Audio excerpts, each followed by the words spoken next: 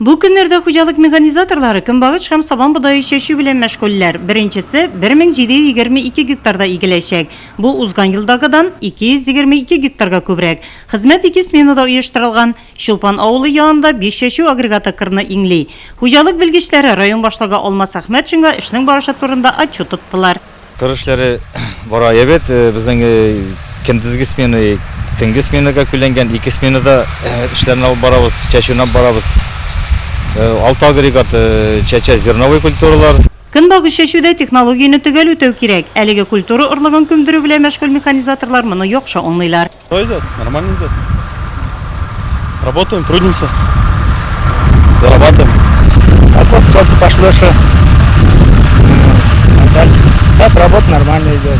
Әлеге кырда чәчү эшләре бара, янәшәдәгесендә сабан культуралары тишелеп чыгарга да өлгергән инде.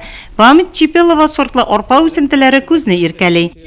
Бу кырда безнең подкормка килеп кирә. Селитр белән подкормить итәбез, из расчеты 1 центнер.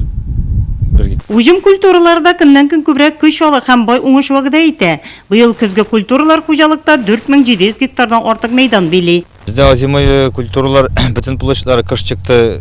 Әйбәт, яхшы состояниедә. Зимой культураларын бөтен площадьта без бер тапкыр подкормка тупландырдык.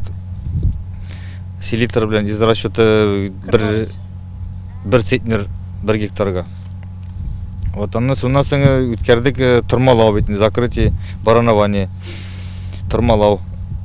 Хәзер икенче кат, икенче тапкыр подкормка ясыйбыз селитр белән. Басуларда үсентеләрнең торышын агрометеорология хезмәткәрләре контролендә дә. В этом году почва много. Быел туфракта дым күп, нормадагыдан 25% артык. 1 метрлы котламда 200 мм. Миллиметров в метровом слое. Уңай һава шартлары Тулайым районында кыр эшләренең барышына тәэсир итте. Эш алдан билгеләнгән план нигезендә бара.